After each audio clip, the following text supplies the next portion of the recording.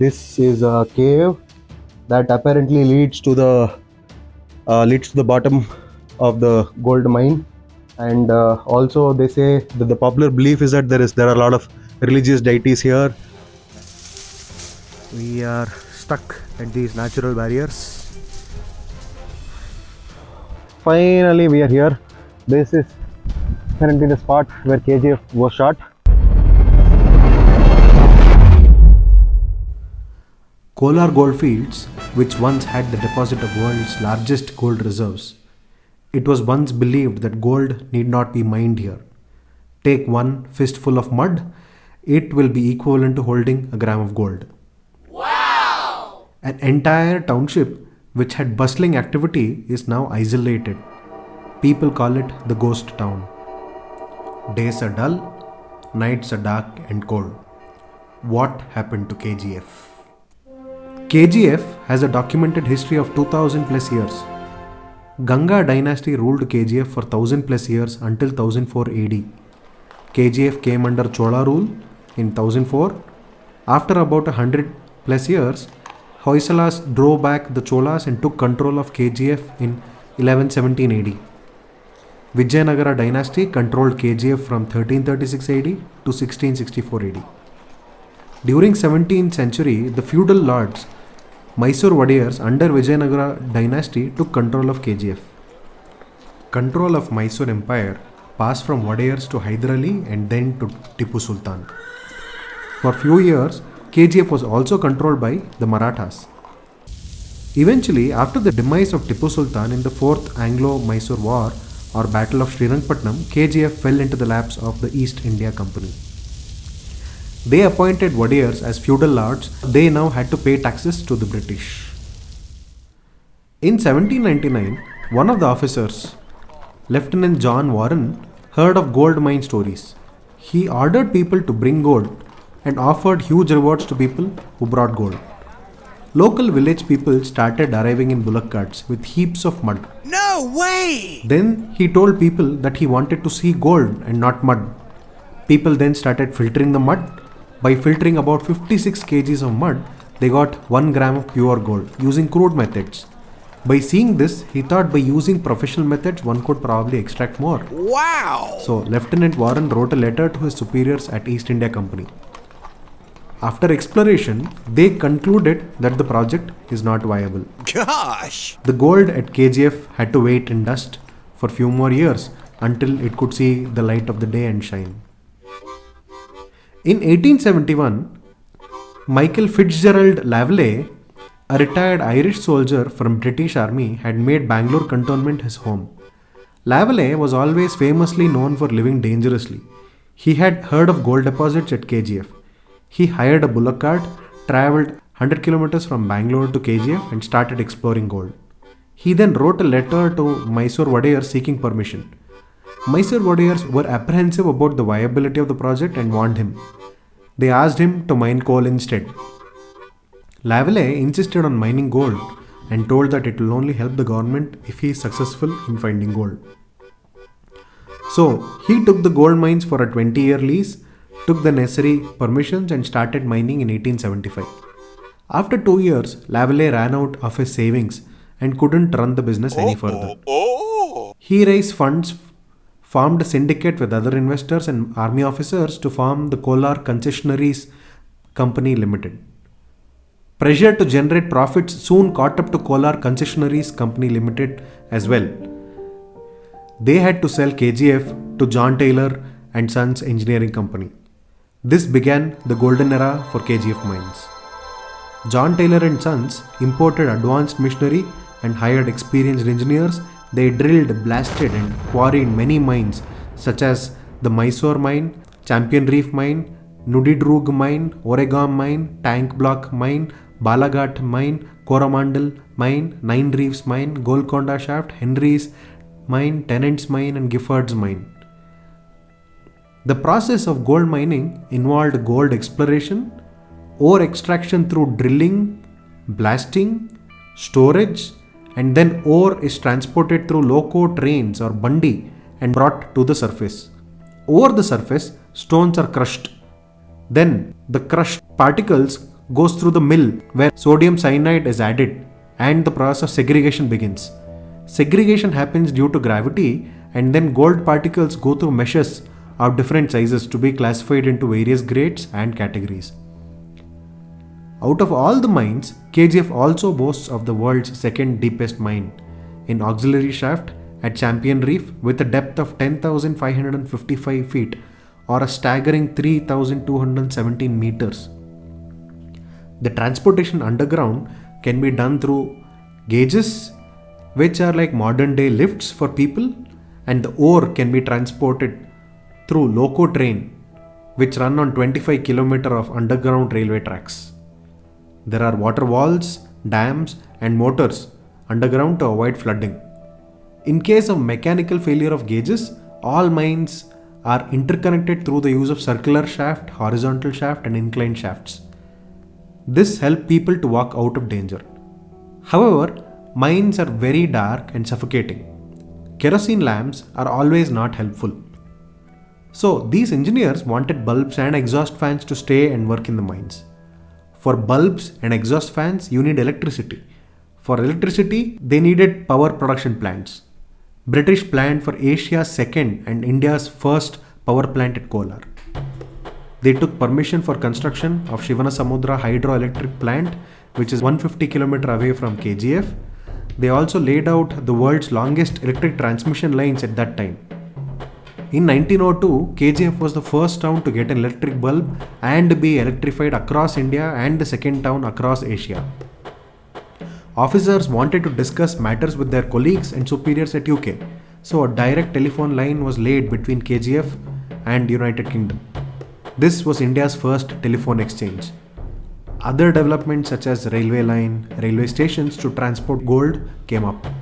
Clubhouses, schools, hospitals, roads, golf clubs, gyms, swimming pool, boating lakes, social club, bungalows, and many other amenities were developed. A whole township was developed and different areas were named as Robertson-Pate, Anderson-Pate, and Boring-Pate. It was usually referred to as the Little England. These 121 years were the most happening and vibrant times of KGF. 30,000 plus people were employed at a particular time. The beneficiaries were largely the British, who extracted roughly about 900 metric tons of gold, which is roughly worth $74 billion in today's terms. This is more than the GDP of Sri Lanka today. Indians, Tamilians, Telugu speaking people, and Kannadigas were largely laborers at the mines. We were not even allowed on various streets at KGF. In 1956, all mines in India were nationalized. After getting independence, India badly needed a loan to develop its infrastructure. But World Bank refused to give a loan without any security. The then Prime Minister of India, Jawaharlal Nehru ji, then had to pledge KGF to the World Bank and receive the much needed loan. KGF was taken over by Bharat Gold Mines Limited (BGML) in the year 1972. During 1990s, BGML became a loss-making company and was soon referred to Board for Industrial Financial Reconstruction (BIFR). BGML soon was declared a sick company. Operating agencies did try to revive the company, but it was already too little and too late. Finally, BGML had to wind up its operations on 1st March 2001, citing environmental and economic reasons in spite of heavy protests. In 2013, the Supreme Court ordered for reopening of the mines based on Mineral Exploration Corporation Limited's findings, MECL's findings. Still, very little has been done for the past 9 years. The current situation. KGF town still has 1.7 lakh residents. Many of them travel up and down to Bangalore daily. Erstwhile BGML employees are receiving paltry pensions and they're still fighting cases with various courts to receive what is due to them. Recently, movies such as KGF Chapter 1 and Chapter 2 were shot at these cyanide hills. They were blockbusters which became famous globally. I am a big fan too. But the biggest question is, when the movie can attract so many eyeballs, why does the real KGF fail to draw attention? New age workforce are in dire need of employment opportunities. There are many unemployed people who try to get access to mines through illegal routes and channels in the hopes of finding gold. This is very risky and even proved to be fatal sometimes. This we are almost halfway through, and this is a cave that apparently leads to the bottom of the gold mine. And also they say that the popular belief is that there are a lot of religious deities here. We are apparently not allowed to explore. So he being a local, he says it's very risky. We will try to continue our exploration by going over the top of this cave, over the hill, and let's see what happens. So what we did was we actually came opposite to the KGF hills. There is a hill called as Dodda Betta. We went through a very treacherous path, crooked terrain, to kind of come on the peak so that we can actually get a view of the mines and apparently everything that you see over there, right? So the entire thing, you can see so many cranes and all of that there. So all those cranes, the entire stretch over there apparently is all mines. The entire stretch, which ranges approximately around 13,000 acres or roughly 52 plus kilometers, is all the mines of KGF. Today, unfortunately, it's the weather is very cloudy, so we cannot really get a great view of the mines as such. But you can definitely see all those cranes towering tall, stretching like huge eyes at skyscrapers. Yeah, but tough luck. There are so many mystery stories around KGF. Here to one of them from Mr. Chinnappa himself. ಈ ಕಡೆ ಆ ಗಣಿನಿಂದ ಈ ಗಣಿನಿಂದ ಆ ಗಣಿ ಎಲ್ಲ ಗಣಿಗೂ collection ಹಿಂಗೆ ಐತೆ. ಈ ಕಡೆ ಬೆಟ್ಟ ಈ ಕಡೆ ಇಂಗ್ಲೀಷರು ಅವಾಗ ಬರೋಕೆ ಬಂದ್ರಂತೆ ಗಣಿ. ಈ ಕಡೆ ಬರೋಕೆ ಬಂದರೆ ಅವಾಗ ಏನು ಮಾಡಿಬಿಟ್ಟಾರೆ, ಇಲ್ಲಿ ದೇವ್ರುಗಳು ಇದ್ದಾವಂತೆ ಬೆಟ್ಟದಲ್ಲಿ. ಒಳಗೆ ದೇವ್ರುಗಳಿರುವಾಗ ಈ ಕಡೆ ಬರಬೇಡ, ನಿನ್ನ ವಂಶ ಉದ್ಧಾರ ಆಗಬೇಕಂದ್ರೆ ಈ ಕಡೆ ಬರಬಾರ್ದು ಅಂತ ಹೇಳಿದ್ರಂತೆ. ಆವಾಗ ಅವರು ಇಲ್ಲ, ಏನಾಗಲಿ ಬರೋದೇ ಈ ಕಡೆ ಬಂಗಾರ ಜಾಸ್ತಿ ಐತೆ ಹಿಂಗೆ ಬರೋಕೆ ಬಂದರೆ ಆವಾಗ ಅವ್ರಿಗೂ ಬಾಯಲ್ಲಿ ರಕ್ತ ಬಂತು. Talking of hills of tailing dust, they are the largest pollutants of air and groundwater, causing silicosis and other respiratory diseases to local people. Talking of the factories, the machines are rusting and old buildings are in dumps. Action needs to be taken immediately. Talking of financials, BGML is not generating any revenue from main operations for many years. They are surviving mainly on grants from the government. During the financial year 2021, they received a grant of 7 crore from Government of India. During the same year, auditors have also given an adverse report with many observations. I would like to cite one of the observations. An estimated 33 million ton of tailing sand is reported to contain around 13.2 metric tons of recoverable gold on the surface, and this is not valued and the same has not been accounted in the books of BGML. We are talking of 13.2 metric tons of recoverable gold. In 2020, Ministry of Mines estimated palladium reserves worth 25,000 crore at the tailing dump at KGF. Palladium is a rare metal used in automobiles, jewelry, electronics, dentistry and other industries. Further studies are being conducted regarding the existence of palladium in the tailing sand. However, sand, which is also the second most demanded substance after water, is available in plenty for easy trade. Why don't we cash on it? Essentially, what was regarded as waste from gold extraction process is still worth thousands of crores. KGF is declared as a National Geological Monument. Plus, KGF has been made popular by Yash and Prashant Neil's movies across the globe. So even by opening the place for geological tourism and charging a meager 100 rupees per ticket, and with at least 10 lakh people visiting every year, we could easily have an estimated revenue of 10 crore. What we as citizens must do in the process? Being students of finance and management, we must educate ourselves to ensure our national resources don't get wasted or fall into wrong hands. PhD students studying chemistry and geology must come forward with innovative solutions for existing and old problems.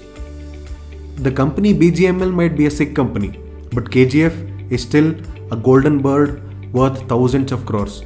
Investors don't just see the existing financial situation, but look at potential for future earnings as well.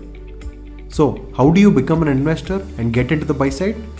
Check out this video on the right. What do you think we should do to revive KGF? Let me know in the comments below. Your host Nitish Kashyap signing off. Get industry ready with Number Leader. Upskill and grow with us. Like, share, comment, and subscribe to encourage us. We will create content that will fast track your career in the world of finance and management.